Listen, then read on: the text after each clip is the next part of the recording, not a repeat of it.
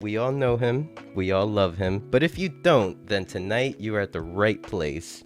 Everyone, please, let's give it up for our friend Oddjob. Hello, everybody. Thanks for coming out tonight. How are you doing tonight, Oddjob? How you feeling? I'm doing really well. I feel good. I feel good. Normally, I'm getting ready for bed at about this time, and then I catch your show the next day when I take my dog for a walk. So I'm a little past my bedtime. However, with Metaverse Fashion Week coming up, I have been staying up to like 1 or 2 in the morning. So I think I'll be able to make it to the end of the show Yeah, just fine. you have been staying up a little later. I remember last night I received a ping from you at like 2 a.m. I was like, this is not Oddjob operating hours. Yeah, definitely not normal operating hours. And I think it's mainly due to just all the things that are going on in Decentraland and spatial and in the metaverse these So days. So yeah. totally, very exciting times, with Metaverse Fashion Week 2023 just around the corner. So everyone seems to be scrambling to get their work done and meet deadlines. Yeah, exactly. And it's it's really exciting to see, because well, like Dr. Drip, right? I mean, he's over there at Vroomway, and he's got his whole wearable line. He was on your show last week, and now it's just like lo and behold, there's like all this great new stuff coming out from Dr. Drip, and it's exciting to see what everybody's been working on in the background. Like Nikki invited me to her DCL World, where she had her, I don't know what you would call it, like runway display area, and it was just so beautiful. Didn't have textures on it, or had a few textures. Um, and yeah, it's almost like Christmas, right? All this stuff is going to come out all at the same time, and we get to see all the beautiful, fascinating things that people have been working on. Some of them have been dripping out. Like I see Refraction's got their new bodysuit. They're wearing that, and that's gorgeous. And tonight on ABC Tour, CK had their 3D meta dress on, with all the names. So yeah, it's just drips and drabs, but pretty soon it's going to be like a fire hose, right? And I'm excited. I'm really excited for what's coming. Oh, really exciting. So yeah, I had meant to ask you, how were the tours tonight? Did you explore any cool spots? Yeah, we went to a few interesting places. So normally we have a guest. We didn't have a guest tonight, and that was kind of nice because we usually spend like the first hour with the guest at their location. And the nice part about that is we get to learn more about, the person behind the place. And tonight we just kind of went went to each of our respective spots, right? So ABC, we usually start with me, Odd Job, and then we go to Billy's place, and then we go to CK's place. Um, and sometimes we have like an extra quick stop or whatever. So CK's place was a nether sword, and um, Billy had a pretty a couple pretty cool places. Like he took us to the Forest Plaza, which um, if you come into Decentraland now, a lot of the plazas are being repurposed for new and exciting things. So the um, the Metaverse Fashion Week took over one of the plazas, and Last Slice got their grant passed, and they took over another plaza, and it's now Angzar Outpost, and um, that's really amazing. And the what they've got going on there, just advances in coding and in-world mechanics. So, but yeah, tonight we went to Forest Plaza. We went to the Nether Sword. We went to a DCL world that is called DCL Onboarding. Um, and it's a new onboarding experience. It's much more detailed than what you get in Genesis Plaza when you just drop in there. You get to uh, complete a couple of quests, and you can get an emote, and you can get I think it's a couple of wearables. So yeah, it was a Exciting. exciting night. Yeah. Yeah, very, very. I hate Uh, to use the word exciting. It's like in Web3, exciting Everything. gets used a lot, but it was very it was relaxed, and it was I'd say pretty novel, right? Hmm. At one point, Billy and CK were off in the Forest Plaza, and the thing about the plazas is you can't like you can't drop in transport directly to where somebody is. You kind of have to walk to their coordinates, because if you like put in coordinates that are inside the plaza, it'll just kick you out to the corner Hmm. To the spawn spawn. point. Hmm. So it was nice. Like we just kind of wandered around, and I was like, everybody follow me, and of course I totally brought them to the wrong place. Um, but I think it was Deadhead Jay. She was like, I'm like, hey, sorry guys. She's like, what do you mean sorry? I had a lot of fun. So it was a nice reminder that sometimes all who wander are not lost, and it's a good thing to just go wander Ex- through Decentraland. Exactly, exactly. I like that. All who wander are not lost. Writing that one down and then putting a AJ right Oh, next to that's not my quote. Oh. That is a famous quote. Excuse me, I can't remember. It may be an anonymous quote, but it is, yeah, all who wander are not lost. And so I guess before we get like too into the conversation, Yes, sir. for anyone that hasn't crossed paths with you before, to all our listeners, could you tell us a little bit about yourself? Sure. Well, my name is Scott Moore, and I've been doxxed for a number of years, but everywhere on social and in the metaverse, I go by Awedjob. And it's interesting, like I used to teach. I'm also a licensed educator in the state of Minnesota, and I recently left teaching to go into Web3 full time.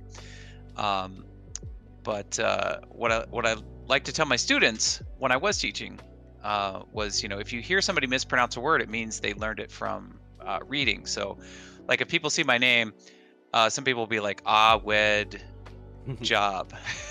They'll try to pronounce it phonetically or whatever. So it's always interesting to meet new people and see how they take that name. But yes, more about myself.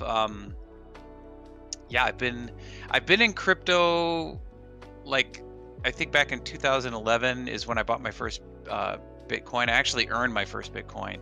Um, and I used to host a service where I would sketch pictures. So I sold JPEGs on the internet before NFTs. Um, but I had this service, and I would get a tenth of a Bitcoin for the sketches. Before that, I collected payments through PayPal. Yeah, I have a tendency to create what I call massive multiplayer uh, real life performance art pieces. Um, and I've been a big supporter of open source software for a number of years. So when I heard about Decentraland in 2017 from a YouTuber that I follow, but when when Facebook changed their name to Meta, and that whole big rush came October, November, I came to Decentraland in December of 2021, and I haven't looked back. Uh, I think like a month after I was here, I published my first wearable, Hmm. the horn rimmed glasses. So, yeah. Yes. Okay, so I believe that was like somewhere around a year ago because that is when I met you. I actually remember the uh first contact I made with Oddjob. And it was at I don't know if you remember. It was one morning after I had like finished streaming like literally all night. I'm like, Hmm. I'm gonna go to Wonder Mines, and it was like 6 a.m., 7 a.m., and I come across you, and we just start chatting a little bit. You tell me that you're a teacher, and I told you a little bit of like about like what I was doing, and you actually sent me like three horn rimmed glasses that Oh, morning. wow. Okay. Uh-huh. What number are they? What? I have 55 and 56 currently. Okay, okay. So that was pretty early on because we're up in the hundreds now.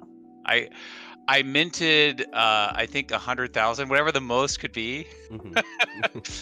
Because like most people, I went to the defaults and I'm like, well, where are my glasses? I can't find any glasses like I would wear.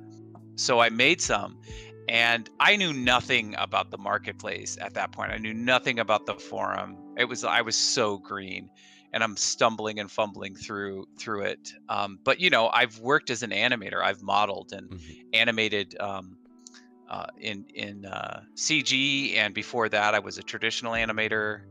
My first job when I first moved up here to Minnesota back in, oh my gosh, 1993. I was a cell painter working for a production company in Minneapolis. So yeah, I've done a lot of uh, a lot of CG stuff. So I'm like, oh, I can make a pair of glasses, and then I realized, oh, I can give these away, right? Mhm. I was thinking that I needed to like go through a formal process and submit them so that they would be in, with the defaults, right? Um, but only later did I find out when I started making the wearable and going through KJ Walker's YouTube tutorials that okay, these get sold in the market, and I was really tempted at the start to just like give them away. But it's pretty much my calling card since I have so many of them. Uh, I do I do give quite a few away. Yeah, I mean, it's the perfect wearable to have like so many of because it's just standard glasses, like yeah, glass frame, and like you know, it's one of those things that like the picture that I put like in my intro page. Like you have these glasses on, I believe. It's like kind of almost like a trademark to you. Oh Um, yeah, yeah. I'm often wearing them, but now I've got the Amanda Palmer eyebrows. So mm. um, I tried to make them so that they were above the glasses, but then it looked weird. Um, so I put them back where the eyebrows belong, and you'll see me without the glasses, and that's just because I'm repping my new wearable, the eyebrows. So I heard tonight that there was a lucky winner for the ABC Tours giveaway. Oh, Uh, that's right. I don't even know who it is. If Billy, if you're listening to the stream, or CK or anybody, let me know who I need to give the emote to. So yeah, I offered one of my three emotes from the Dance Club Faves collection, and so they are from left to right. What you've got there up on your screen. There's Running Man, and then there's Drive and Dance, and Feeling Myself. So Running Man is like 2.5 seconds. Drive and Dance is about a second and a half, but it's so quick. I mean, there's the same number of keyframes in Drive and Dance as there are, if not more, as in Running Man, because it's just look at that, boom, boom, boom, right? the thrust, Um, I like it. yeah, and I really paid attention to the hips. So if you like orbit around to the back, you can see the butt really move on that one. Ooh, it does have some movement to it. Let's go. Yeah. So yeah, I don't know what the person selected, but it was up to their choice. They could choose this one, which is Feeling Myself, and this one's 10 seconds long. I've been telling everyone how this emo alone is giving me flashbacks to Miami.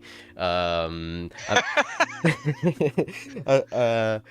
there was one night when we hit up like the small club that was under the hotel, and like No Homie, was feeling himself in the dance floor, and it was just so perfect. Like, No Homie was had put a smile on my face that entire night through, like, his expressive dance moves.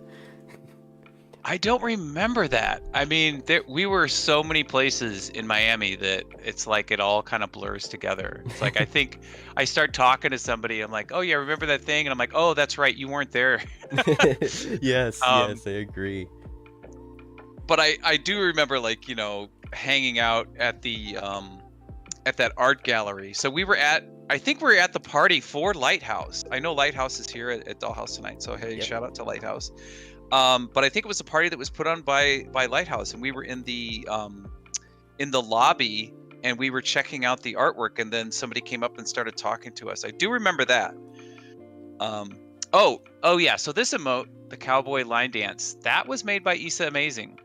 Um, and she did a fabulous job, like she always does on emotes. And shout out to Issa for thank you for all of your help with assisting me getting my emotes finished and published.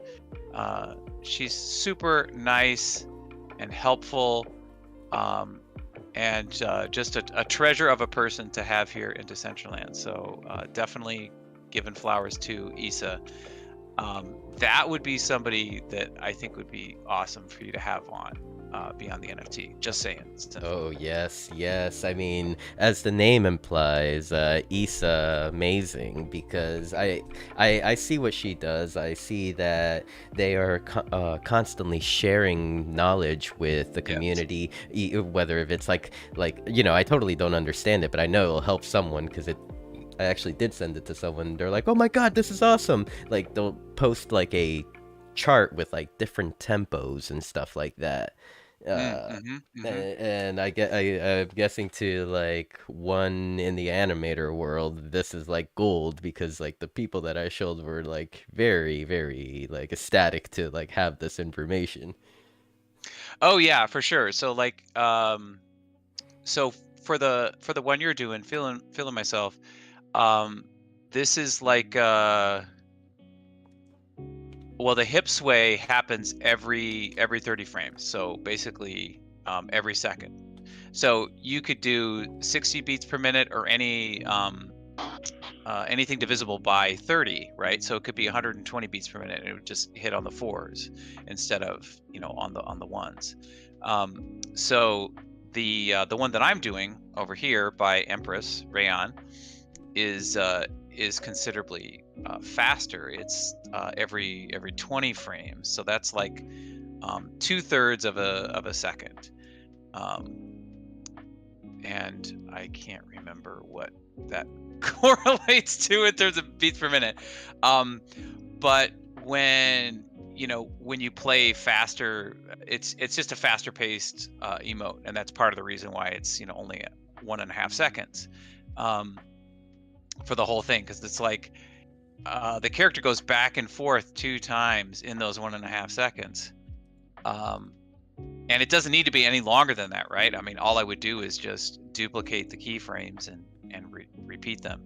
I don't want to get too deep in the weeds about animation and technique, but yeah, you do need to pay attention to things like that, because if your character isn't going to dance on the beat, then when you pull it out and you're dancing at Baby Dolls, at Dollhouse, you're gonna be like every 10th beat you're gonna be off, right? And it's not gonna look right. So you just have to pay attention to those things, and that's really the art of animation, is paying attention to details. And how long have you been animating?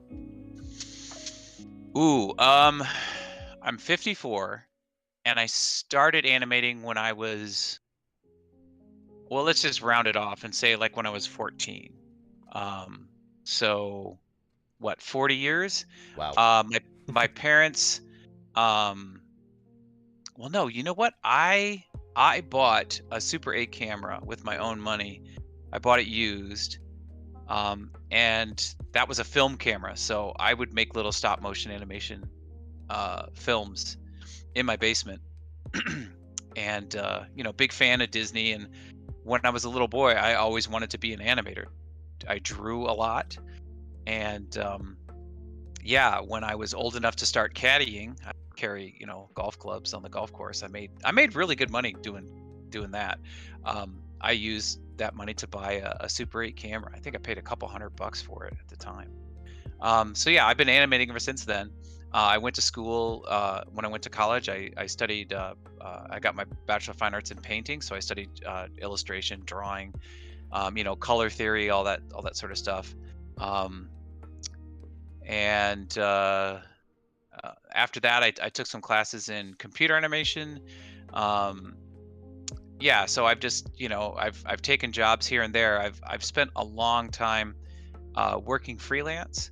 Um, so coming back into freelance in the form of Web3, it's really comfortable, right? When I first met my wife, I was working freelance, and I'd call her from, I live in Minnesota, so there's 10,000 lakes, and I'd be on a beach somewhere by the lake in the middle of the day. I'm like, "Hey, how's it going?" She's like, "Oh, what's going on with you?" I'm like, "Oh, I'm at Cedar Lake, right? I'm at Hidden Beach at Cedar Lake." So I enjoy that part about freelance, but the peaks and valleys of work, like the inconsistency of whether or not I'll get a paycheck, that was a little hairy. So anyway, yeah, I've been animating for a long time.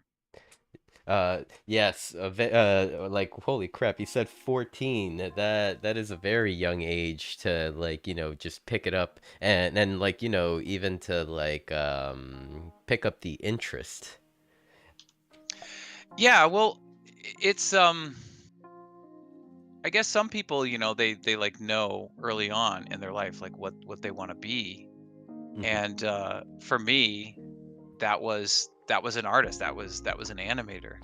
Um, and I don't know. It's like I one thing that I've told people in the past is um, I was given enough talent to continue trying really hard, but not enough talent to fully succeed at anything. So my username, Oddjob, is based on that. I think I told you the other day I had like 50 different jobs in my life, so I've done a lot of different things.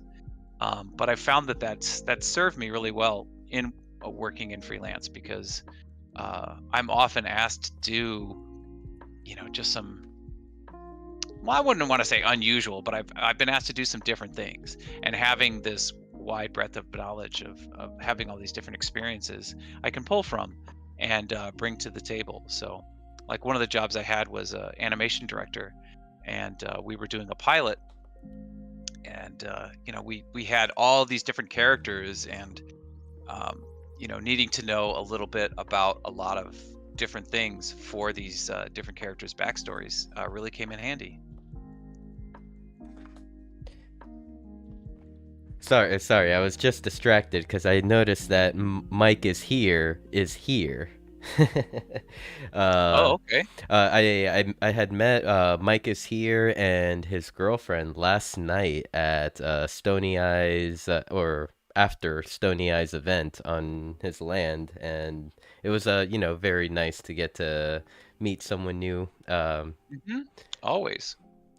So big You're so shout good out, at that. big shout out to Mike. I hope the Hello, Mike. I hope Guest is around. His girlfriend's avatar was named Guest. Okay, cool. They're still deciding like what route do they like us? Do they not like us? No, I'm kidding. Um, so like you've been an animator this long, and so moving into Decentraland, what can you say was one of your biggest strengths once you like picked up animation and started doing it within this space? Ooh. Well, first of all, shout out to Tang Poco. Thank you for asking me to produce an emote uh, exclusively for Dollhouse. That's the one I'm doing right now. That's the O Snap. Um, Honestly, like when I first got here, I started making the wearables because emotes weren't a thing, right? You couldn't make emotes, but I poured through the documentation. I'm like, well, how can I do emotes? Well, I can make non-playable characters and I can animate them. And there's that whole, learning curve for SDK. And I'm just like, okay, well, fuck that. I'm not gonna. I guess I'm not gonna do that. But then when emotes came out, I was in Chicago with CK and Mariana and Boca and Kalo and M-Tastic and the team from Wisher. And 13, shout out 13, Fafo bro forever. But yeah, when the emotes came out, we were out of pocket, so to speak. So I wasn't able to like make any of those, and I wasn't able to buy any of them. So like the hug emote, I don't have. I keep looking for it on secondary, and I keep not finding it. That one sold out pretty quickly.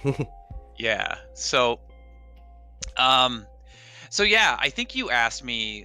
It was a while, why I didn't hop on that right away, and I think it's partly because okay, so there's this guy. His name is Friedrich Buchner, and he's a philosopher, and he's got this saying: the world's greatest need and your greatest joy. When those two meet, that's true vocation.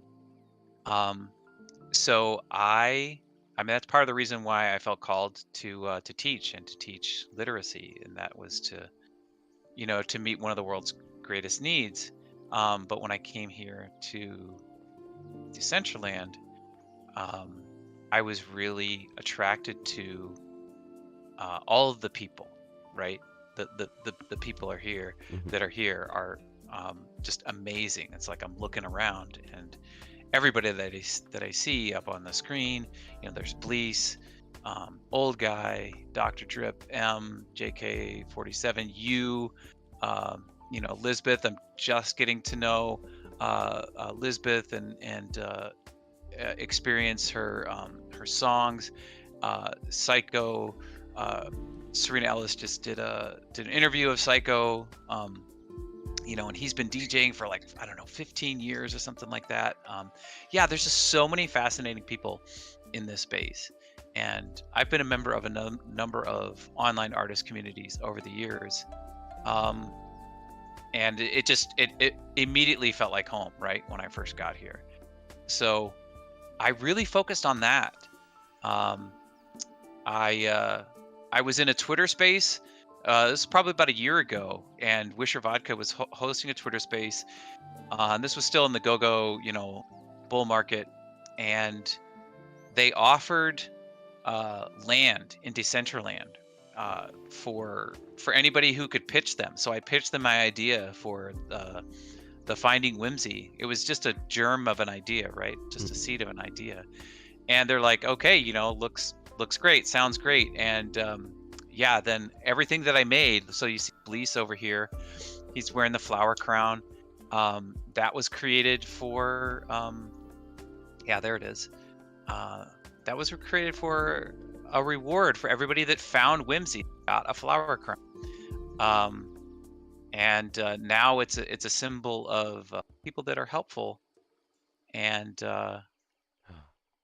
in the space and willing to take the time. And it's like, gosh, that's like everybody, right? Recently, I had I made some time and I handed out a whole bunch of flower crowns to some new people. But it's a legendary, so there's only 100. Judicious about who it is that I send them out to.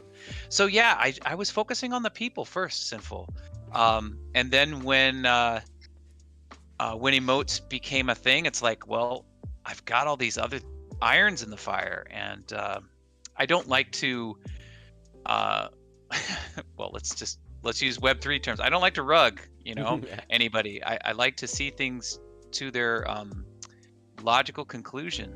And yeah, I've just been pretty deeply involved in some other projects, and now they're finally coming to fruition, like the CBD screen. But yeah, there was in the interim there was this this new server that started, I think heard of it. It's called Community Building Decentraland. So I've been involved with that. I think I may have heard of it about it once or twice. Yeah. So let's see. On the topic of emotes, one last question I have for you is, do you have any super secret alpha that you feel would help someone that is trying to get into creating emotes on Decentraland? Yeah. And I'll just reach into my teacher bag for this. Really, the best way to learn is by doing. And I would say if you're feeling a little shy or timid or hesitant to begin doing it, I'll encourage you to come to our FAFO sessions. And even if you don't want to do that like in front of everybody, I realize that some people don't like to be in large groups. I mean, as a teacher, I take classes on metacognition, and that's basically learning how people learn, and methods of teaching or pedagogy. It's a really fancy word. It just means what method do you use to teach, and everybody has their own path to knowledge and understanding. So if your path is you need to just knuckle down and grind through all of these tutorials, there's loads of tutorials on YouTube. So I'd say to that person, hit YouTube. To people that are more social and they like to be around a group of other like-minded creative people, come to FAFO. If you like more of a one-on-one type of situation, I'm happy to spend an hour or two with you, whoever's out there, and just walk you through the interface. I used to be a licensed Softimage instructor, so I went to Montreal, Canada. This was back when Microsoft used to own Softimage, which is one of the old. This is like back in 1995, so this is a few years ago. When I got my certificate, it's in my office somewhere. But yeah, I went to Montreal and learned the Softimage way. And I would parachute into some Fortune 500 companies or government agencies. I spent a week with a bunch of defense contractors. That was really interesting. But yeah, I would have curriculum for them, but then I would always give them the opportunity to just drill me for knowledge, for questions. So I'm more than happy to do that, because sometimes there's a barrier to entry, and when we're learning something new, it's like we're firing on all cylinders, right? And if you need just that one nugget of information and it just seems out of reach, some people have the persistence to want to go and find that piece of information, but other people, that it's discouraging to them, and then they give up, right? Mm-hmm. And I mean, if that's how it is, that's how it is, right? I'm not gonna force you to learn. I think that's what a lot of people misunderstand about learning. One thing that I really liked when I was taking classes to become an educator is I learned the root of the word education. It's educare, which means to draw forth. And my research project for my master's, so I got my master's in education arts. It was who's talking. So whoever is talking in a classroom is the one who's doing all the work. So I would constantly try to make my students talk more than I would. And if they'd ask me a question, I'd ask them a question right back. Oh, hey, shout out to UMac back there. So happy. I'm so happy UMac is here. I I've missed you, know. UMac. Me too. And I so know she's been busy. I'm happy that like you kind of brought that up about like, your experience with education, because like I Scott, like, you know, from from the time I've known you, I could like confidently say that you are an educator. Anyone could go to school and get their teaching degree, but not everyone knows how to teach or can learn how to teach. And you are a teacher at heart. Uh, Well, thank you. Yeah. eh, Yeah, I appreciate that. Thank you so much. so I don't know if you're looking at the screen, but I'm just like dying Oh, I am. over Billy's Yes. mustache over here, and then UMac over there. UMac, cover up a little bit. Don't spread Yeah. the arms too wide. Make sure you. I uh, mean, I gotta say that's classic UMac though. She's mm, uh, often goofy and a little bit irreverent. that is very true. And also, I would like to kind of give a shout out. I did see a newer avatar walk in without any wearables. His name was Daniel. If anyone can track him down, send him a bunch of shit for me, please. Shit as in wearables. Not, don't worry, Daniel. We won't send you actual manure. Actual feces, yes. Yeah. So so yes, big shout out to everyone that is here. UMac, Lisbeth, Tank Poco, Jim, Daybed, Dr. Drip just came into the picture in the back. He's rocking all his muse. So you had mentioned FAFO sessions. What are the FAFO sessions? What can you tell us about them? Well, big thanks to CK Bubbles for cluing me into the FAFO terminology, and it's an acronym, which means fuck around, find out. Oh, let me see if I can find that little video. You know what? Fuck it. I'm not gonna. I'm really enjoying our conversation, and I don't want to put the brakes on just so I can hunt this thing down. But there's a video, and I'll post it to Twitter if anybody's interested. I'll post it later. And it's this guy. He's got a, he's just got a chart. He's got an XY, graph with a line. And he's like, if you're looking to find out, there's some things you need to know that you need to increase. And then he's been standing in front of the Yes. fuck around part. Walks out from that and he's like, in order to find out more, you gotta fuck around. Yes, yes. So, in other words, the more you fuck around, the more you find out, and it's like a line chart going up. Yeah, exactly. Yes. A linear correlation between fucking around and fun. Yes, I love it. It was that is great. And what are the latest shenanigans in the FAFO sessions?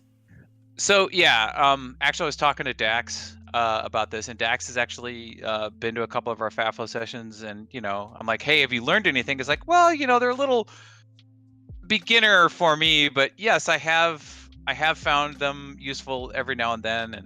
And so yeah, latest shenanigans are tomorrow we'll have a FAFO session, and that's going to be around SDK 7. And then on Fridays is usually when we do Blender. So SDK 7 just released in beta a couple weeks ago. And we, shout out to Unknower and Lastrum and Madamus for hopping in there.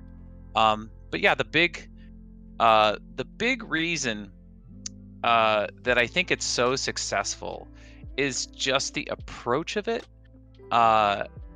There's an educational theory. It's called the loose parts idea, and it's really learning through play, right? When people are comfortable and they can create their own familiarity with the material, it's what's called taking charge of their learning, right? They begin to seek out things because one thing leads to the next. It's like, oh well, what does this do? What does it mean when I create an attribute in SDK 7?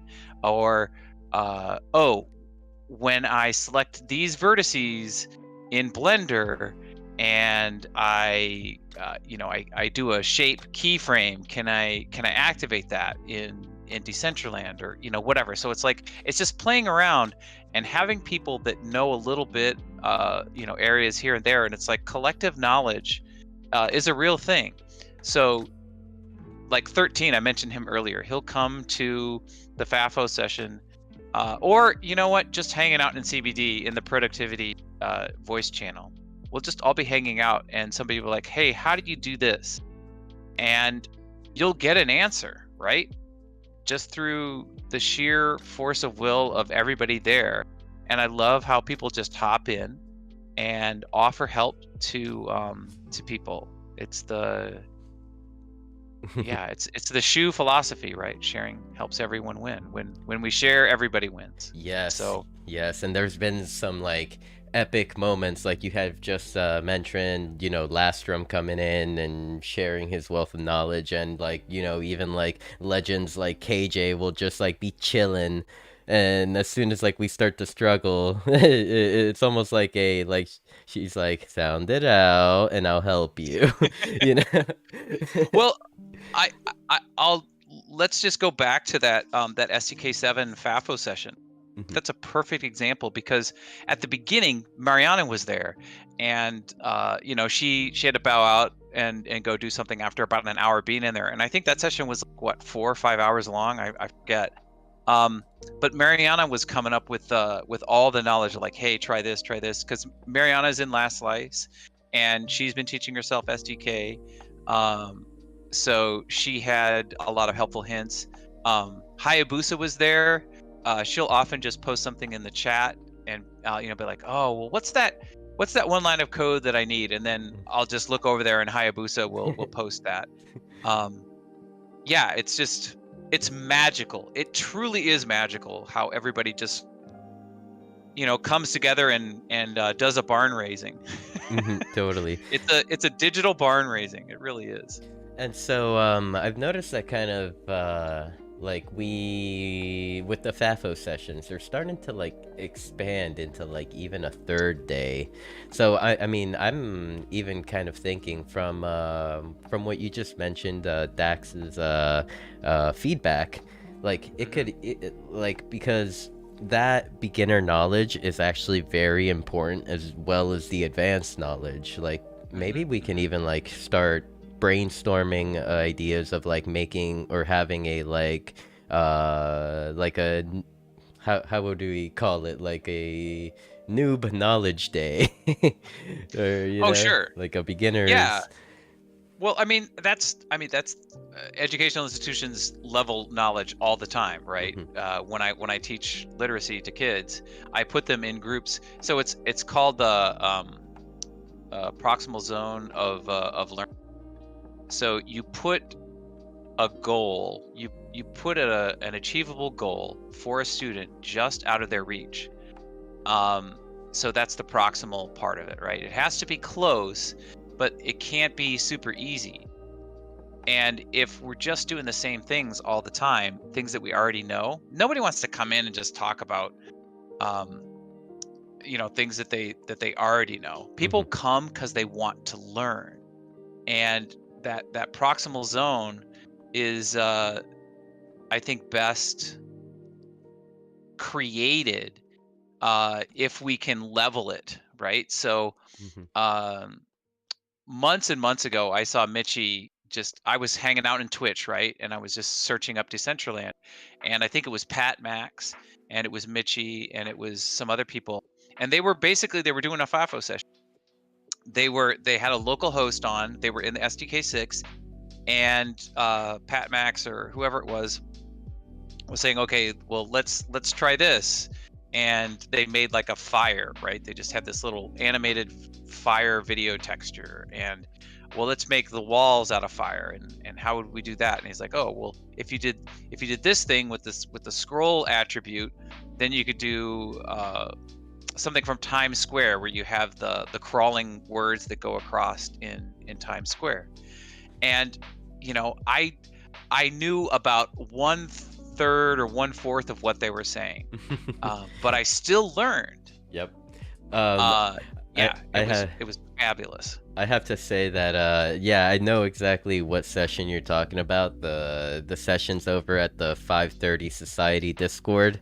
Yes, yeah, thank you. Yes. Yeah, they like here's how I feel about them. I feel like if you graduate from like FAFO high school, you get to go to, or you get to maybe start understanding their content.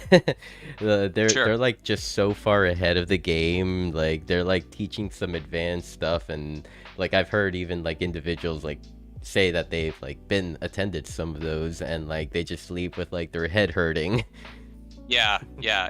You definitely, like I say, firing on all cylinders. You've really got to be at the top of your game because, well, just like we're doing here in this discussion, there's a natural flow, right? And people call it flow state or whatever. Um, but at different levels, like I don't want to be the person to be like, "Excuse me, what's a variable or what's an attribute?" You know, it's like that's such beginning level stuff that I really don't want to interrupt their flow state of what it is that they're laying out because it's some high level stuff, right? They'll talk about like when we cracked SDK7 open, Unknower and Laster, like the first thing they were caught up on was, just certain commands that they needed to do or certain structures that they were noticing that was different. And yeah, it's like, okay, I don't know what they were talking about, but I noticed that, okay, there's there's very specific difference between SDK7 and SDK6 that it caused them to put on the brakes, right? Mhm. Uh, so so yeah, it's like you need to allow that discussion to happen, and the only way that that can happen is if you have leveled learning. So yeah, I think creating a third day for FAFO is a good idea. I would love to get some of the higher level people in to CBD to do the FAFO. Actually, you know, I just want it to happen, right? I just want people to be able to access the information that they're searching for, and FAFO just seemed like a natural extension for creating that. Yeah, totally. And for anyone listening, I am about to post the link to the CBD Discord in Twitch chat. Twitch. Yes. Okay, There you that's right. I go. keep forgetting to check Twitch. And oh man, I was gonna or say something. Oh, I went blank. Oh well.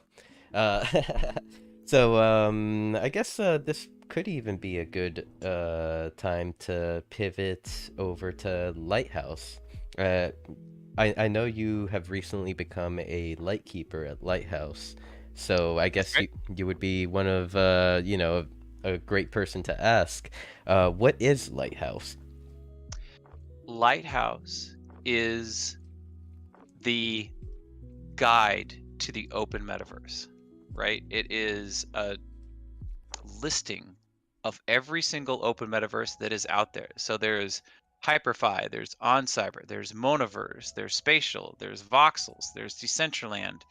Uh, if we had one existence here, he could give you. I think he's created a list of like 40 or 50 different metaverses or metaverse worlds. I guess is the correct parlance, correct way to refer to it now. So yeah, I see you there on Lighthouse.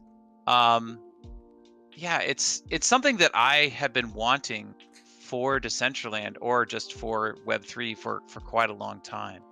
Giving the tours with ABC Tours, ABC Decentraland Adventures, um, I'm constantly wanting to be able to refer back to a particular place we went, or um, Billy's created that calendar with all of the upcoming events, and here it is, like it's all in one place, and it's not just for Decentraland; it's for every single metaverse world that's out there. So yeah, you searched for. I don't know what you searched for. I don't have this big enough, but I see I all the just Beyond the searched NFTs. Mew. I just searched Mew. Okay, yeah, yeah. So, um, have you Mewland? That's your place. Have you claimed that? Wait, Did you create that? I Oh, bel I did. yes, yes. I believe we sat down one time and we put that Okay, together. okay, But there's a couple okay, that I haven't, like this one right here, the Hyperfi World, and okay. perhaps even the event. So I see that these events have specific dates. Is there any way to kind of schedule reoccurring events on Lighthouse? Yeah, so that's something that we've requested. The devs at Lighthouse have regular meetings with their lightkeepers, and I gotta say that's so smart of them because, we're out in spatial. It's like Ira and like Dope Stilo and I forget the other person from spatial. Um, but there's people from all of their respective home virtual worlds, and they'll be the lightkeeper, they'll be the ambassador for Lighthouse in that world. They'll come and will say, hey, it'd be nice to be able to create recurring events. So they're working on that. If you go over to the left where it says MVFW, yeah, let's just go down the nav real quick. So yeah, first thing I want you to do is turn that on and click save. So now what that has done is told the people at Lighthouse that you are an attendee of Metaverse Fashion Week. So you have to connect your wallet because a lot of the open metaverses are on the blockchain. So there you go. Okay, That's so awesome. this is your Beyond the NFT wallet, looks like. Which is fine. If you wanted to make an account for this, we can do that, or we can do Sinful Meat Stick or whatever you like. Yeah, totally. Let's do one for Simple Meat Stick. Okay, But before we get into that, sure. what does a Lightkeeper do? Oh, okay. So Lightkeeper is their terminology for ambassador for the service, right? And I first heard about them through the Metaverse 3. So shout out to Shelly Van and High CK Bubbles for inviting them on. And as soon as I heard about them, I'm like, oh my gosh, I totally need to get with you and like talk to you about all these things, because I started creating a directory of places of Decentraland. I mean, there's a graveyard of a number of websites out there that have been started and then abandoned that do just that, right? And a lot of the links are old and dead. So what a Lightkeeper does is go out and talk to people about what you can do on Lighthouse. What I'm doing right now, this is what a Lightkeeper does. So I teach people as an educator how to set up their gate. So in Lighthouse, your own personal page is what's called your gate, and that's where you connect your wallet, where you create places, and once you have some places, then you can have events at those places. So you create events, maybe find people to follow, and if somebody follows you back, then you become friends, right? So let's get started. Go ahead and sign out. Yeah, disconnect your wallet. Yeah, sign out, and then you'll need to, I don't know how you got your wallets set up, maybe on a different browser or whatever. But in order to create one for Sinful Meat Sticks, you're going to need the wallet that holds the sinful.eth or whatever. I believe that's the one that I signed into. Oh, okay. Yep. So I don't know. This is one thing I haven't done yet. So let's FAFO it, because it defaulted to that. But yeah, go up there. Here, let me just make this bigger here for just a second. Let me pop this out in Discord. Mm-hmm. Okay, so I can see what you're doing. Okay, that's your display name, but change your display name to sinful whatever .eth. Yeah, whatever you want your display name to be. I mean, as long as it's here in this wallet, then it doesn't matter. Okay, so then, yep, your handle is going to be whatever you. So this is going to be up at the top. It's going to be what your link is, right? So it'll be lighthouse.world/profile/ and then Sinful Meat Stick. Okay. Just made it with 15 out of 15 characters. Woo! Okay. And then yeah, you can do this later, but Mew. Yep, nice. The usual. Yep. Okay, so here, if you've got an NFT, like a lot of people like to rep their project or whatever with their Mhm. PFP NFT project, you can do that. Again, it's got to be linked to your wallet, or you can upload a picture. Alrighty, let's see. I know I have a Mew here somewhere. I actually sent it to you earlier, I believe. Oh yeah, here let's. Oh, here they are. Okay, you got it. Yep. Yeah. Okay. Perfect. And then a banner. So it's got the Hmm. dimensions, 1096 by 338. So it's basically it's actually a little narrower than 16 by 9. It's like a Mm. But 22 by I 9. I know earlier I told you I didn't really have a background, but I do Mm-hmm. see the option to select an NFT. Yeah. So here, let's give it to one of How about your Hyperfi? my Hyperfi Mew. Yeah. Yeah. Let's see. There you go. Oh yeah. How about just the points of the ears? That would be cool and mysterious. So not the Mew, because you've got the Mew as your profile picture. Sweet. That Oh, looks really good. I clicked it. Yep. So yeah, you just click save and now you're done. Oh, we were done after that. Oh, okay. I So the mean, rest is gonna be yeah, for there's links. yeah, you can go in here. So if you've got like a website like Mewco or whatever, Add tags. yep. Okay, cool. Yeah, so your Twitter, I mean, that's like all, very piddly detailed stuff, and I can go through that with you when we're not being interviewed on a stream. But yeah, that's essentially it. So let's do this other thing. Let's get you some followers. Ooh. Um, so one of the things you can do over on the right, look at all of the NFT or the NFT Metaverse Fashion Week attendees, and I think you recognize the second person down. Oh yeah, you recognize the first person too. There's Lisbeth 66. So yeah, click on follow back. Lisbeth already follows you, so now you're friends. And then Josh will be up at the top now, so you follow Josh. And then next time Josh comes in, he'll get a notification that you followed him, and he'll follow you back, and then you'll be friends. Ooh. So Go ahead. yeah, you can click through here. Another thing you can do is, go back to your gate and just look at the people that you've already follow. Yeah, there you go. So you're following one person. So click on follower. Or Yep, follower. and then click on Josh. Oh yeah, follow back. There you go. Friends. There's people following you right now. Click on Josh. Oh, what happened? I think you're now. Whatever. It's a bug. That's Ah. actually something we can report to them. He's now your friend because I think he just followed you back. Okay, there we go. Yep. Yeah. I have 3 So friends. if you go to your friends, yeah, click on friends. And then click on Jim Cedric. Yeah, just click on Jim. Now click on Jim's friends and followers. And then you can see, oh, look, there's Oddjob. So follow me.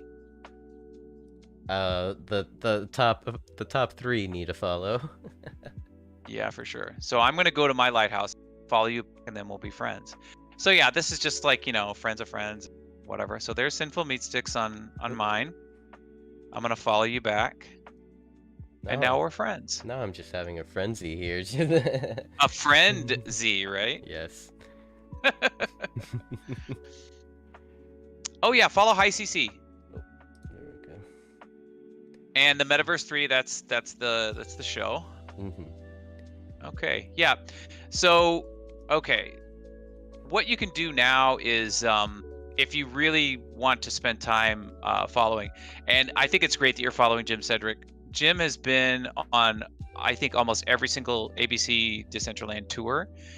Jim's also been to a lot of other metaverse worlds, so he's a good person to follow. So that's a score there for you. Jim But is if you a go legend. to, he is. Shout out to you, Jim.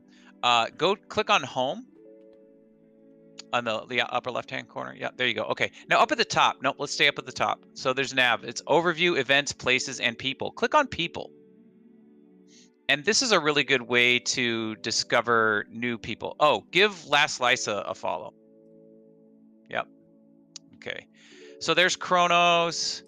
And yeah, this is how you're going to get people that are outside of your network. So there's Mimsy, of course, she's in our network, but beastpov.eth only has 4 connections. It's down at the bottom, but Oh, I can tell just by the profile pictures, like Meta Queen art, that looks like a Ready Player Me avatar. So they're probably in spatial and monoverse. So yeah, click on her, click on, and just see what they're about. So yeah, they don't have their gate set up past the banner. But yeah, there might be some people in here. Oh, look, there's Brandon Manis. there he is. So yeah, since she follows, or Brandon follows her, I'd give her a follow. Just, you know, what the hell. Okay, so that's a way to discover people outside of your network and to begin to discover some new metaverse worlds. Now, let's go back up to the top. Scroll up. Okay, and then go to events. Click on events. Okay, no paper hands. That's Sir Degen. But if you look all the way to the right, there's a fashion show. Yep. Featuring the Fabricant, and that's in spatial. So click on that interested, and it'll turn blue. Yep. Oh, okay. And then if you want it to be at the top of your gate, you click on the little thumbtack, and that'll pin it to your gate, and it'll end up being at the top. Yeah. I like. Very fancy. So any metaverse world that is open sourced, right? Web3, that's kind of the way it goes in Web3. What Lighthouse does is they've got scrapers, and they'll go to the events page of Decentraland. Oh yeah, click on that. DKNY event. So that artwork, I think, was created by Kurzaz. I'm real looking forward to that event. I may or may not have some artwork featured in that. Yeah, so it's all in one place, right? And I think this really helps explode the idea of siloed. Like I said at the very beginning of our interview, I'm a firm believer in open source. I'm one of the original people that helped fund the creation of Blender on the Blender Foundation. So Ton Rosenthal used to work at Not a Number production company, and when he created Blender, it was, you know, work product. It was the IP of the production company where he was working, and the company didn't want it anymore, but they knew it was a valuable asset. So he ended up having to purchase the source code for the program. And to do that, he needed to raise money. So basically crowdsourced it before there was crowdsourcing and all that stuff. Yeah, I mean, within a matter of months, they raised the money, and Blender's been an open source project ever since, you know, 20 plus years. So this is the promise of Web3, right? And open source is that when you make it open, you allow, you encourage, you foster this type of explosive exponential growth, right? It's not even linear growth, it's exponential, because just look at all the, I mean, there's Rustan's open world that he had a couple of weeks ago, but then there's DCL Fashion Frenzy, Quiz Zone. Didn't know anything about that, and I'm not on Decentraland to learn about that. Sometimes we have to go halfway around the world before we can meet our next door neighbor, right? Yep. Well, even like innkeepers here. So if someone wanted to post their event here in the Lighthouse let's event do that. section. Go in the upper right hand corner, click on your thing, go back to your gate. Yep. Okay. So you've already got a pin up there. That's from the Fabricant. Scroll down a little. Okay. Yep. Click on events and then edit events. Okay. Now to create, oh, wait a minute. Sorry. Time out. Go back. You need to create a place first. So let's create your place. Edit places, create a place. Yep. Okay, so here you need the URL for your place. So let's do your Hyperfi for Mew or whatever you want. I mean, I saw you clicking on Decentraland, but it can be whatever. And is this tied with the other, like my, because I already know that my place is tied or have been posted here on Lighthouse Yeah, before. so that's another thing that they're working on in development. So like, let's say this happened like right at the very beginning when both CK and I signed on to Lighthouse like the same day. We both created um, their parcel in Decentraland, which is the ABC Clubhouse, right? I posted your Hyperfi. I mean, you probably already know what it is, but I posted it in our chat. Alright, yeah, I'll use Hyperfi. Yeah, it's shorter. um, so yeah, so we both created a place that's the same, and we presented that to the devs, and they said, okay, typically it's going to default to the person whose wallet address controls the NFT for that place. So I assume you own hyperfi.io/. Yes. Okay.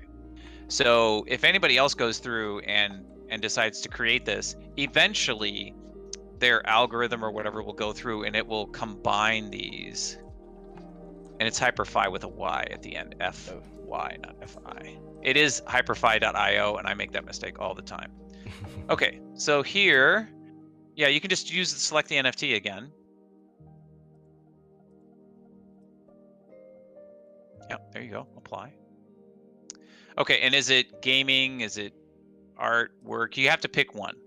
Social, okay, that's good. And then you can do up to 10 tags that you create. Okay. Yeah, so I Can mean, I you come could back to this do. one? What's that? Yeah, you can go back to that one. That's totally fine. Alright. Yeah, you can always come back in and edit it later. Okay, so there's your place. Now, click the back to your gate just above where it says your places. Yeah, and then click on Events tab, and now you're going to create an event. So create event. Now here, give it a name. Welcome to Hyperfi Mewland or whatever you want to call it. Welcome Mew. Okay, and then Mew. And now under place, this is where you're going to select the place that you've already created. And then here you would, below that, you just tell us when it's going to happen, when it's going to start, when it's going to end, have an image to upload. Yep, you can select an NFT. And here's a tip.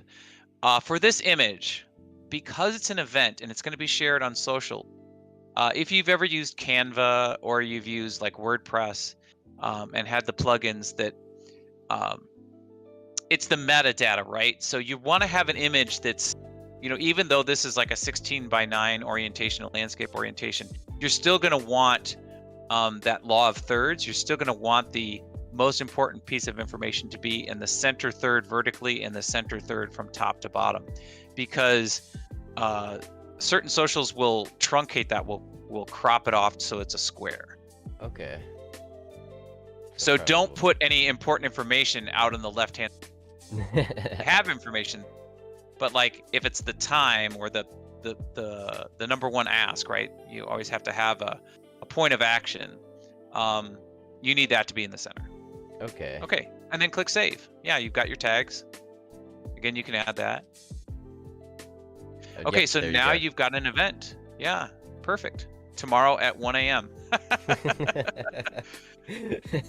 And I'm guessing to cancel the event, we could just go back into the edit and cancel. Would it be this? Okay. Well, no, that'll cancel the edit. So you know what? I've never done that. So let's see. Click reset. Maybe no, that'll reset that. Go up top. Huh. New suggestion. Yeah. No. Perfect. One for the suggestion box. Absolutely. I'll take this to the Hyperfi devs. Right here. Right here. Oh, there you go. Yeah. Okay. Sweet. See, isn't group learning magnificent? Because I'm always going to remember where that trash can is because of the experience that we had together. This is how we FAFO. That's right. And I think just to extend, that metaphor or whatever, that idea. It's like you asked me earlier about. Oh, hey, Saren. Check it out. Mike is here. Nice. Nice. So I think that is the secret sauce of Decentraland and Spatial and Voxels. The reason why those projects are, they've got legs. It's it's because of the people. It's that shared experience, and I think that's why Decentraland, hands down. Well, whatever. I'm partial, but I think one thing that it has over any of the other metaverse worlds is that shared experience, right? Hmm.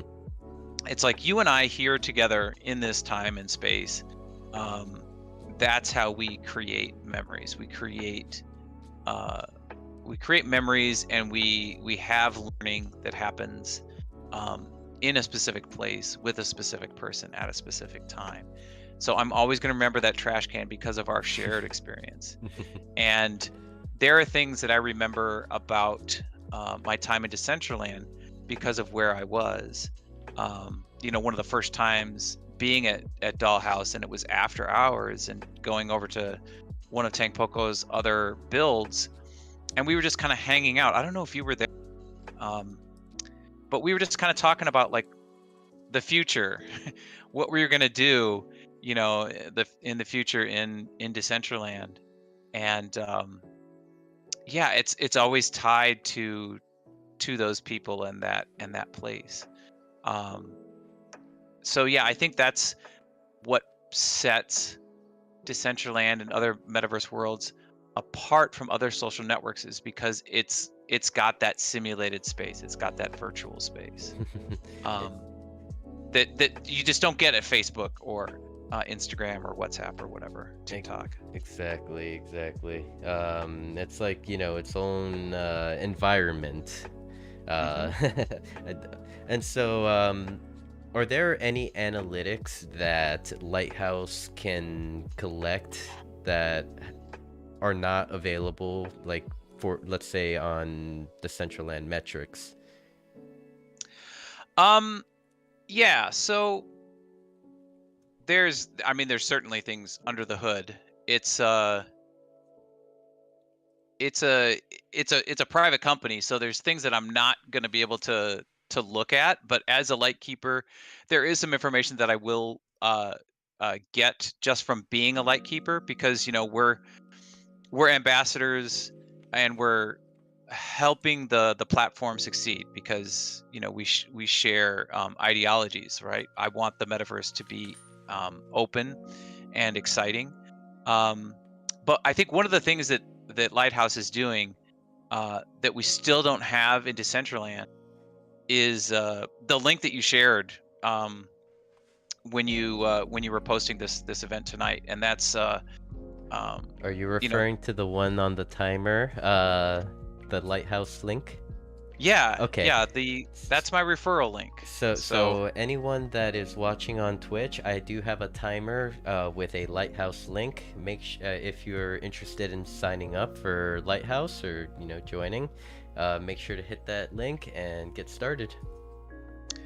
And definitely reach out to me if you need help, because that's literally my job as a Lightkeeper, is to help people like you get set up, just like I did with Sinful here, to get set up in your gate. What's the best way to contact you or reach you?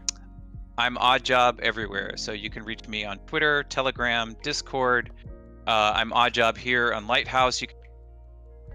I'm also like I have awedjob.com. If you want to do a little bit of sleuthing, I'll give that to Zesty, and you can try to reach me through my awedjob.com. I'm awedjob.eth. Yeah, so I'm Awedjob everywhere. You can just reach out to me in any particular fashion that you like. I check pretty much everything regularly.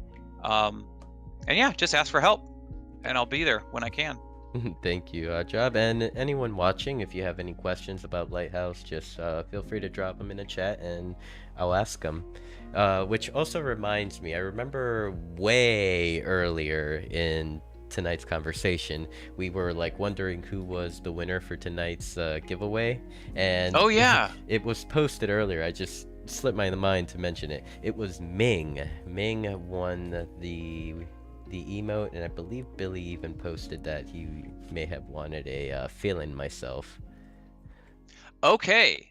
Well, thank you. And Ming, just know that whenever I'm finished talking to Sinful here, I'll grab your wallet and I'll airdrop you a feeling myself emote. Congratulations. Congratulations, Ming. So then another sudden pivot. Yes, sir. Soulbound tokens. Oh yeah. Okay. Um, actually, can we like broaden the topic, because soulbound tokens is an idea that Vitalik Buterin created a white paper for. It's been out for I'm going to say a year and a half now. And there are some Web3 projects out there that have already incorporated it. Pudgy Penguins is one of them. Optimism Ethereum is another. But it's not a recognized and agreed upon protocol yet. So I'm just, that's why I'm hesitating, because it's like we can talk about it, but it's only going to be theory. And what I'm really interested in is moving forward with decentralized identification in Web3, right? And why that's important. There was just an instance today. Tobik, I saw him in here earlier, but in the CBD general chat, Tobik posted yes. some AI generated That was my next topic. deep fakes. And I think he did you first, and then he did CK, and then he did me. Can we listen to them? Absolutely, yeah. Call them up, and they're hilarious. Oh yes, they are so hilarious. So while I'm looking for them, just want to give a shout out. Mike is here's girlfriend is on scene at the Dollhouse. She is guest. I dokied her out with some hair and a bodysuit. So if anyone has any extra wearables they would like to send over, just send them her way. And so, oh my god, this was hilarious. All right, I'm clicking play on mine. Yeah, let's hear it. Hello everyone, this is Sinful. You better guys buy my wearables because if not, I'm gonna. I don't hear it. No, I don't. Just kidding. I'm not. Oh my god. Okay, so maybe I'll have to. You may need to download the MP3 and then yes. play it, because it's in Discord. So yeah, since you're in a voice chat. Oh, there's Sketchit. Yep. I had pulled it up earlier because from when you were saying earlier that you were selling NFTs before NFTs were cool, were these the NFTs that you were referring to? Yes, this is exactly it. Oh my god, 2000 and what is that? 2004. Yeah. Hello. 2006. Sorry, I need to get my eyes checked. Yep. Right. So yeah, that was the Sketchit service, and it started out on PayPal, and I made absolutely nothing, right, because of fees and whatever. Because it was $1 for. Give me 1 minute. Give me $1. I'll give you. I see Canessa's requesting guest address. Give me 1 minute. Yeah. I like it. It got picked up by a couple of really popular blogs at the time. One was Gothamist, and the other one was I can't remember it, but it basically means mustard in German. So I was always checking out my analytics, and all of a sudden I got a huge spike of requests for sketches from people in Germany. But yeah, if you click back, like I was going to say on the left hand side, there's different months, and if you click on any one of them with a bunch of, like if you go to August, 135. Ooh, yeah, you were so busy in August. Yeah, so here's the thing. I was so busy I had to hire other artists. What? So yeah, these first ones are done by me, but that one's not. That one right there with the mermaid or whatever. And And then there's Josh Alves underneath that. Josh was fucking rock star. Yeah, so I just went out and be like, hey, do you wanna sketch? I can't offer you a lot of money, but what I can offer you is exposure. Whatever. I was trying to figure it out, right? Hmm. So all of the images are posted on Flickr. Hello, guys. Sort of Welcome to cobbled another. together. This is a blog spot. Free. It was bought by Google. Um, and then I used a service called Delicious that would track all of the tags. Like you couldn't even tags weren't even incorporated, right? So you had to. Third Oh, look, party. look, look! Look. I did that one. Aw. Kitties. Anyway, Yep, yeah. yep. So that's sketch it. You had to incorporate your tags. Okay, so I have the audio pulled up. Okay. Yeah, it's so funny. Oh wait. Let's do the sinful waifu mon first. Oh, what happened? Yes. Where'd he go? Oh, So the reason why I brought up the deep fake is just the discussion that was happening around it. It's like it sounds so much like you. And the one, oh. that did of CK and the one they did of me, the Tobik did of me, um, it sounds so much like me. And the funny thing is like Tobik created a script for it, like content that was very spot on. And I'm just like, okay, that's Hello terrifying. everyone, this is sinful. So when You we've better guys buy got my wearables this because era if of not, deep hello fakes, everyone, this we're going to need to be able to authenticate who we are as people, right? Or, you can get, there could be cases of slander and libel, where people get their reputations ruined because, oh, well, Scott came on and said some really nasty things about sinful, and when in fact I didn't. mm-hmm. But if we have a decentralized identification system, and that's a system of identification that's based on a social graph, it's not centered on the state, because there are people in the world, and I just want to shout out to Neha and to Ryan, to OX Champ, for enlightening me to this, that there are people in the world that aren't able to get a state issued ID, right? So the KYC that's required by some of these Web3 services, and mostly they're the bridges, right? It's like the Binance or the CoinDesk or the Kraken or whatever, where you're going to take fiat and convert it over to crypto. Um, they're not going to have a state issued ID, so they're not going to be able to do that KYC that's required to be able to set up an account. Mm-hmm. So they have to go about it a different way.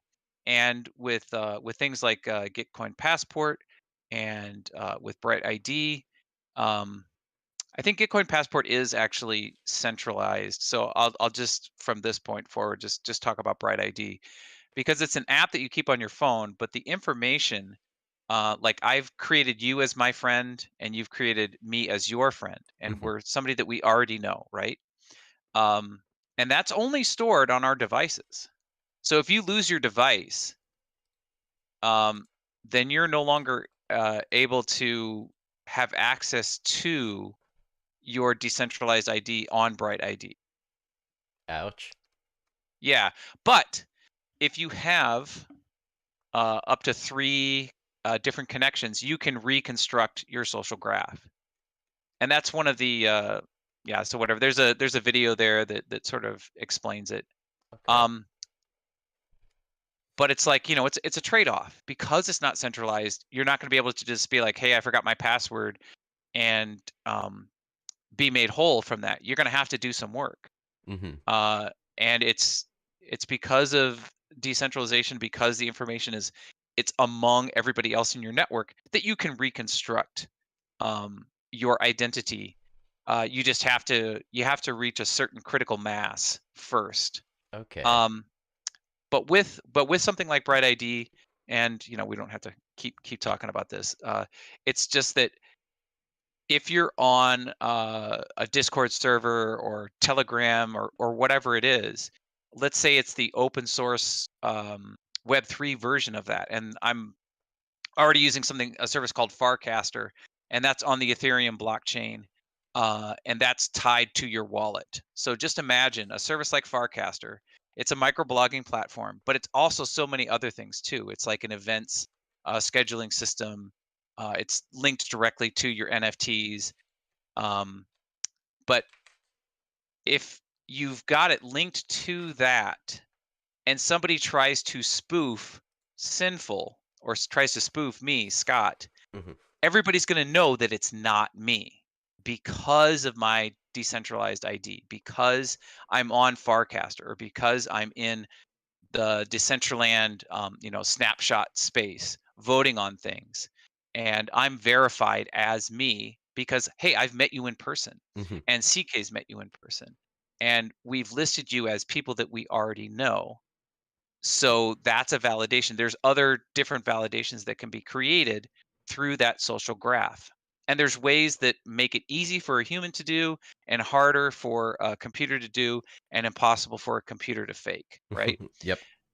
Now, if you had a group of people that wanted to create fake accounts, there's a way that they can guard against that. And I don't want to get into the details of it. I don't understand it completely. I don't understand it well enough to like explain it to other people. But just know that if you try to fake the system out, um, eventually you will get found out because of the reputation system, because of the social graph. Yeah.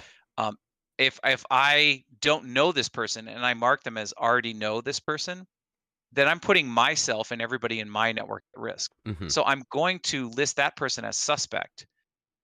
That's one of the options. It's Hmm. Yeah. just met, already know, and suspect. So I'll list that person as suspect. If they try to connect me, it's like, hey, can you can you recommend me here on Bright ID? I'm like, well, I don't think so, dude, because I don't want to damage your reputation or mine. So I'll Hmm. list them as suspect, and then they're placed at a different level in that social graph.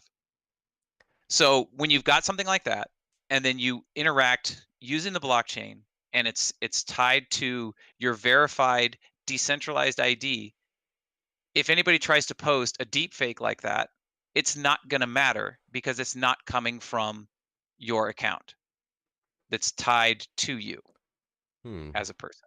That makes a lot of sense. As we keep moving forward, I'm curious to see how we can apply soulbound tokens, like even to our little ecosystem, our growing ecosystem here on Decentraland with the DAO and stuff like that. Yeah, Gino's got Gino in the DCL DAO has they're called spaces on Snapshot. Hmm. um, and he's starting to experiment with that. So go to the DCL DAO and just look for VP Equity as a channel, and that's where those discussions are happening. And I've created uh, my own snapshot space, and I'm playing around with it too. Um, but yeah, Nice. that's a discussion for another day. Uh, That well, I'm sure there will be a Odd Job episode part 2 because we can just keep going for days. Here, let me pull up Tobik's deep fake video or sound okay, clips, and I would like to give a shout out to Crown Queenie. She is from HyperFi. I had met her on her land, and from there I'm like, hey, come to Decentraland. Here, come to my Mew Land. You see this portal? Walk through it. And nice, that's how Crown Queenie got hooked to the metaverse. All right, awesome. let me press play. Odd Job. I don't know if you'll be able to hear it from Discord, but Oh, that's fine. will I've be already listened playing. to it, so Yeah, you can just play it. it will be playing on the Twitch. Okay, okay. Hello, everyone. This is Sinful. You better guys buy my wearables because if not, I'm gonna take all your waifumons. Just kidding. I'm not Sinful. This is Tobik using an AI tool to replicate voices from the metaverse. I know, this is illegal as fuck, but it doesn't matter. Sinful won't be able to sue me because I'm protected by the waifu powers. Ah, sounds so much like me. I remember, you remember earlier in the chat, I was like playing around saying, I'm gonna copyright my voice so that they can't. Hello, guys. Welcome to another tutorial. All right. Here is the Awedjob version. Awedjob version is hilarious, but creepy at the same time. Hello guys, welcome to another tutorial from the Blender CEO. Today I'm going to teach you how to uninstall Decentraland. First open Internet Explorer. Oh wait, Internet Explorer is not open source. Okay, sorry Let's about that. open I'm Google back. Chrome. Wait, Google Chrome has private software. Let's better open Mozilla Is it full? Firefox. Oh wait, I'm here. Mozilla is It's not fine. Oh, crypto okay. friendly. Yeah, no, I just needed I to think help my Brave it's a kid better alternative. Now open Brave on a and project. wait for a second. I'm using Windows. Sorry, so Uh, Let's can you ask better your question install again? Linux. oh, I'm Okay, now playing I have your Oh, voiceover. okay. Hello guys, welcome to another tutorial from the Blender CEO. Today I'm going to teach you how to uninstall Decentraland. First open Internet Explorer. Oh wait, Internet Explorer is not open source. Let's open Google Chrome. Wait, Google Chrome has private software. Let's better open Mozilla Firefox. Oh wait, Mozilla is not crypto friendly. I think Brave it's a better alternative. Now open Brave and wait for a second. I'm using Windows. Let's better install Linux. Okay, now I have Linux. Click Decentraland and press uninstall. Remember that you may lose all your wearables and waifumons, so better have a backup of your seed phrase. Send your seed phrase to Tobik, who is using an AI to replicate my voice. So creepy. Yeah. But yeah, there was a point. I see Billy typing, and like I saw your reply that like yours is more robotic. Like there was a point for mine where Hmm. it did start to sound real. Yeah. Uh, Yeah.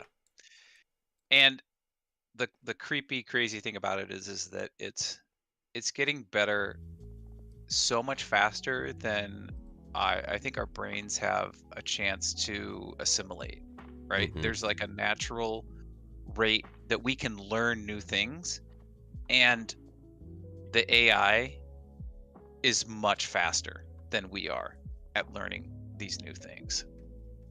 And that's what's scary to me. Very, very.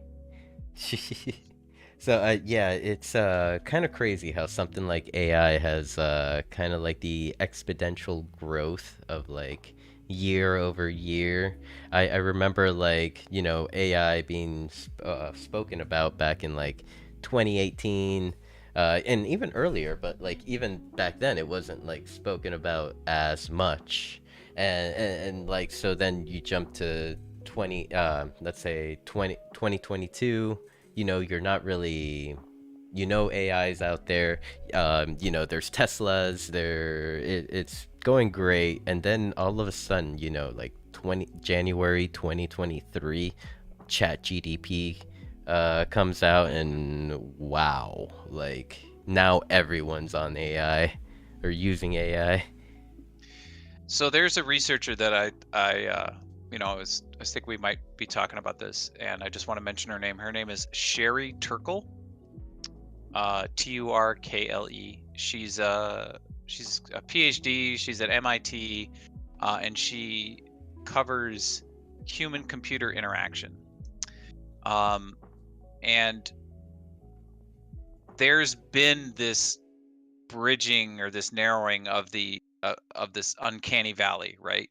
That when it's a person, you can tell, obviously. When it's close to being a person, it creates that uncanny valley where it's like, oh, it's so drastically not a person. You try to make it look as much like a person as possible, but Hmm. then you end up failing miserably. That's the uncanny valley. But there's this um what do I want to say? It's this peculiarity that we have as human, to bridge that uncanny valley. And there's examples from like the 1980s when IBM would make chatbots, and people would fall in love with the chatbot, or they had one that was like a self-help thing, and they would develop relationships with it like they were really their therapist. And it's part of the human condition, right? That we want to make connections. That's what I think has helped us survive as a species for millennia, is our reliance on each other.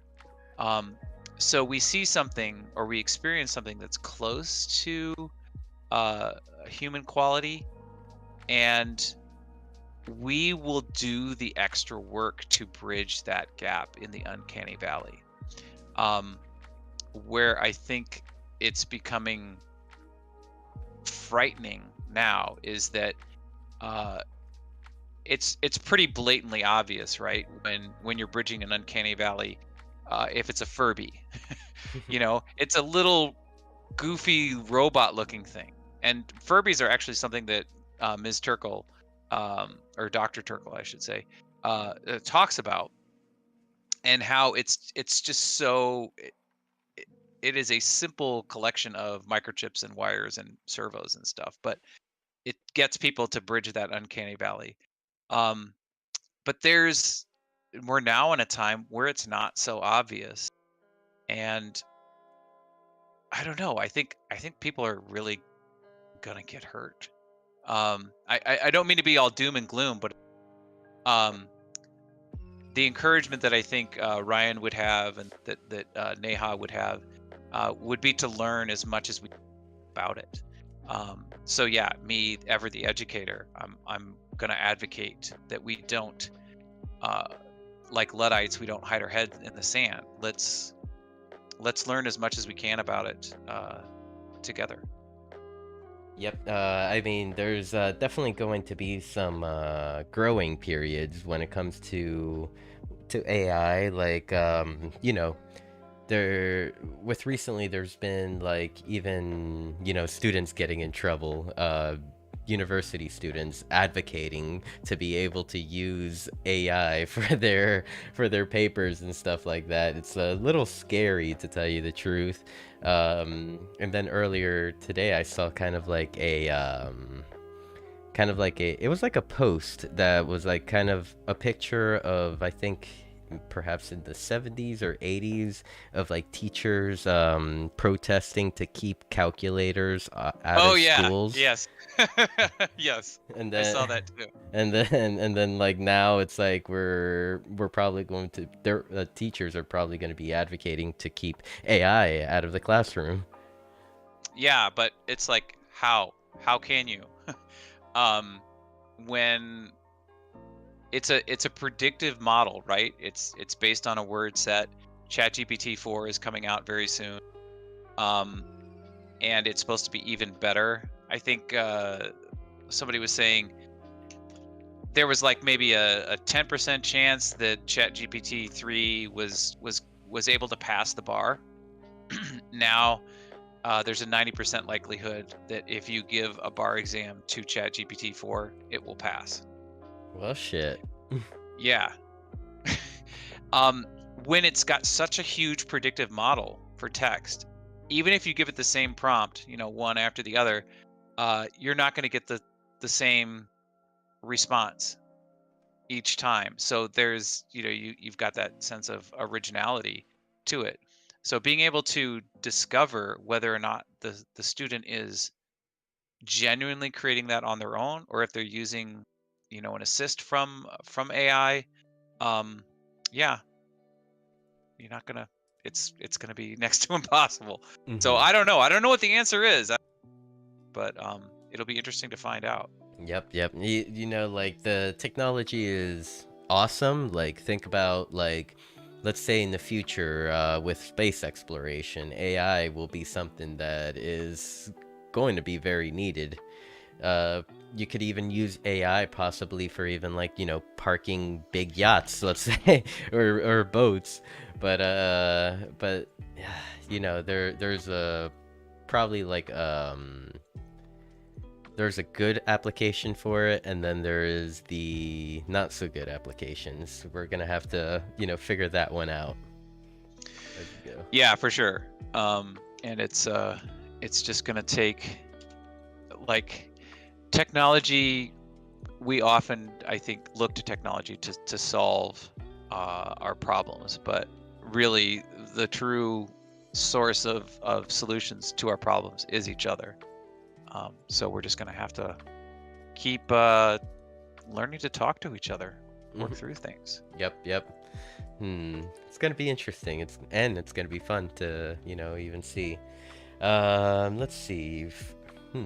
Okay, we have been chatting for about like an hour and 40 minutes. So I guess might be a good time to wind down, and I have one more Sure. question for you for Yeah. tonight. What's next, Oddjob? What big projects are you finishing up or thinking or manifesting into paper if you'd like to share? Well, what I've been working on like most of today is the CBD screen, and that's a project that started in one of the first CBD spaces when I think when we were talking to Fractilians and we went back and looked at the original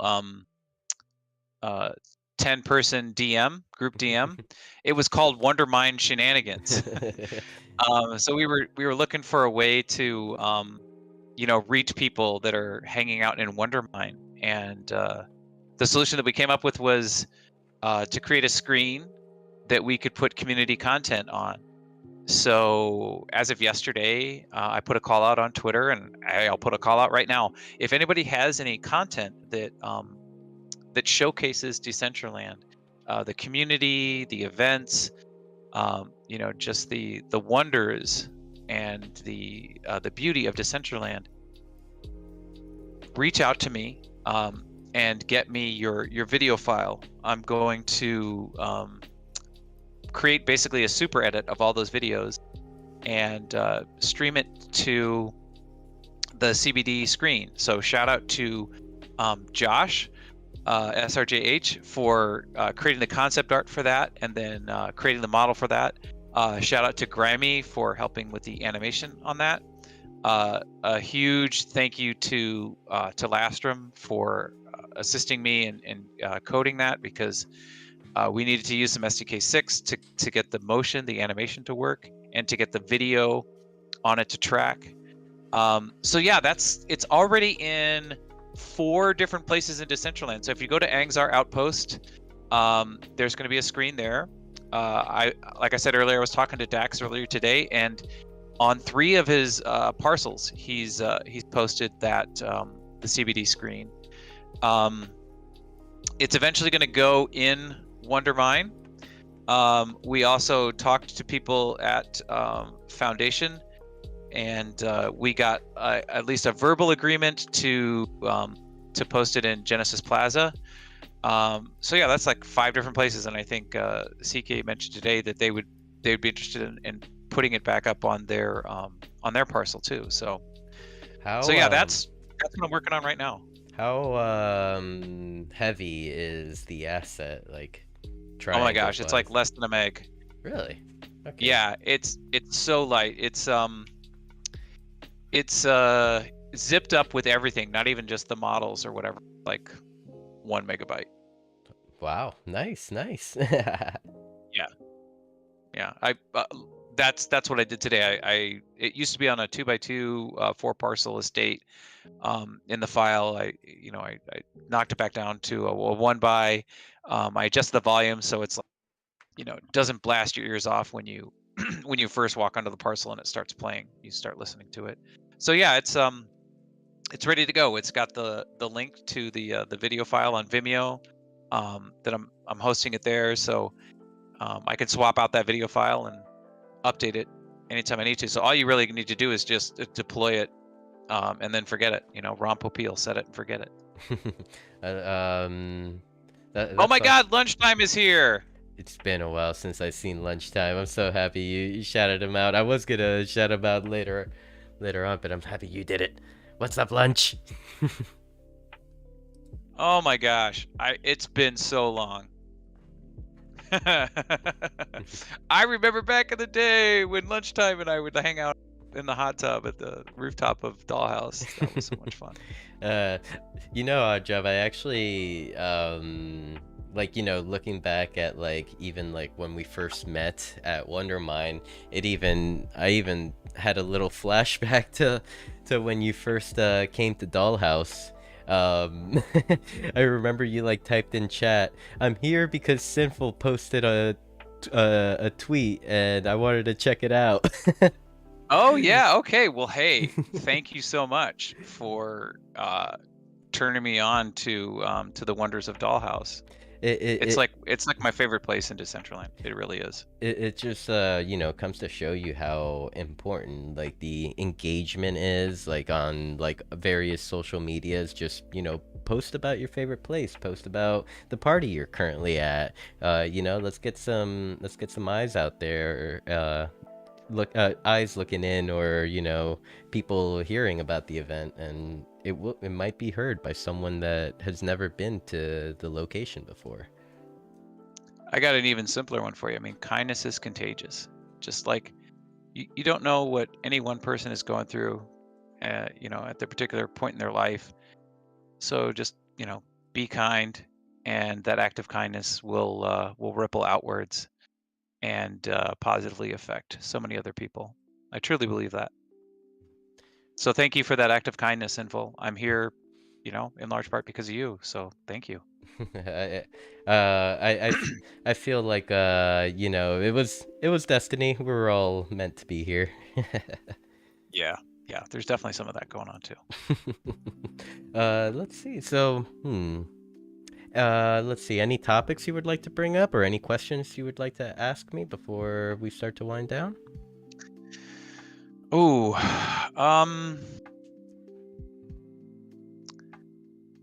yeah. I guess what I'd like to know from you is, um, I used to have this service called Affirmative, and we did this thing called Future Perfect Self. So let me just take a drink of water for a second. Yep.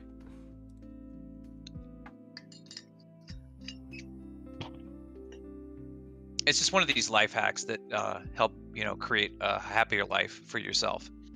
So the question I'll ask for you is, when you look ahead a year from now, what is the future perfect self of Sinful Hmm. 1 year from now? There's that one is one that I like think about just about, oh my god, every day, because there's just so many directions that can be taken.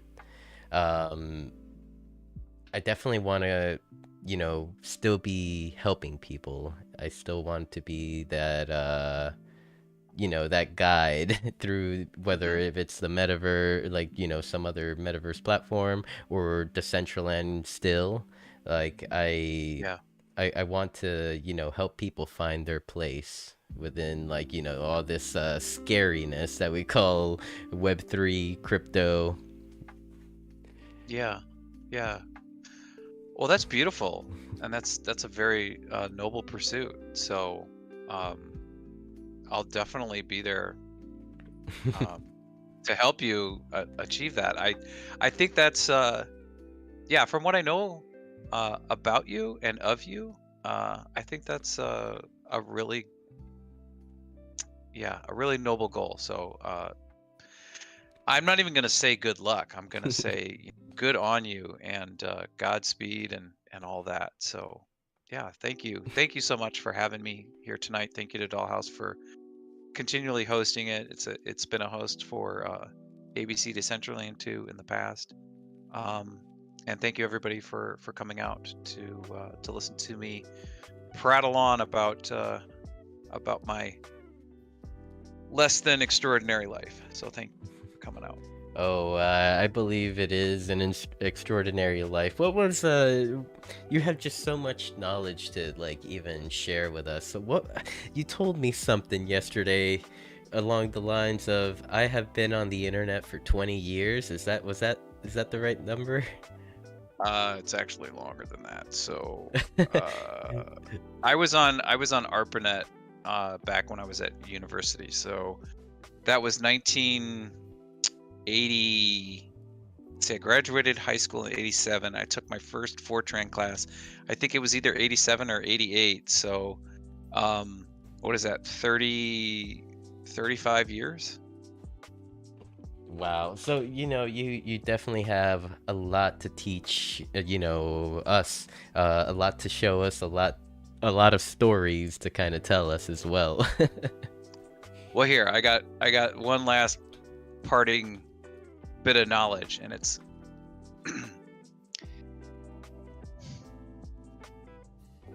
I tell my kids in class this all the time.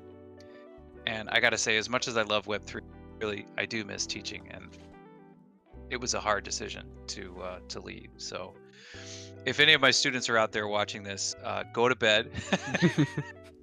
And you know, they're probably, their mind is melting because they've never ever curse. So anyway, what I'd always tell them is, you are going to learn more from each other than, and that's sort of this variation on this other quote. It's like, we are all teachers and we are all students. So whatever it is that I know, I do know that I'm going to learn from all the rest of you, and I can't wait. I can't wait for that moment, or those moments. So yeah. Thank you, Awedjob, and that was beautiful. Thank you for being here tonight. It's been a very, very, it's been an incredible episode of Beyond the NFT. So definitely, I should have had you on way before. You know, it is what it is. It happens what happened, and it's been a pleasure to be here. Thank you, and thank you, everybody. Thank you, AJ. Yeah. And I am gonna get ready to raid Wekasui on Twitch, as well as I'll even pull her up on the DollHouse so we can enjoy some of her music. Thank you. Turning me on to that, the woman who did the show tunes or took the requests. Are you? I mean, Wekasui takes requests. As, Is but that I think who we were listening to? I believe the one that we were listening to may have been Crossover Krissa. Oh yeah, yeah. Oh my god. So Thank sweet. you for turning me on to Crossover Krissa, and I really look forward to Wakasui. Oh my gosh, let's rate him. You know that that Krissa, after, like, you know, we started hanging out on her Twitch chat, and, you know, just like showing her some love, she actually emailed me and was like, hey, like, do you want to do a collab, like, can we do that Decentraland collab soon? So, like, I really need to get to her email. It's just that I got it a few days ago and I've been busy, and I'm like, I want to reply, but I can't right now. Oh yeah, let me know when you do, because I had such a good time, such a good vibe with her. Thank you so much, and I'm really looking forward to this next we're gonna raid. Yes, so Weka was the one that I told you that sometimes will learn a song right in front of you, and like you could see her through her fuck ups, and she'll be like fuck, and then like get back to it. Yes. She's funny and amazing, awesome personality. So I feel like everyone will enjoy the show, and maybe we can get some Decentraland friends in her chat, kind of like, you know, showing some love, and maybe she will get more. She'll be more interested in like seeing what we're doing. Absolutely, lay it on me. Alrighty. So before I close out, just want to do a few shout outs to my sponsors, my lovely sponsors up at the top. Much love to Dr. Drip, Songbird Collectives, Vox Boards, Meta One Designs, and of course our host venue for Beyond the NFT, the Baby Dolls. Thank you so much for all the support through all the months. You know, like I mentioned earlier, Mondays are something I definitely look forward to. Thank you to all of you that have come out tonight, and please stand by. We're gonna get the music started. If the screen turns off and you don't see another picture start up, just refresh and the screen will be on. Thank you, everyone, and take care. Love you all.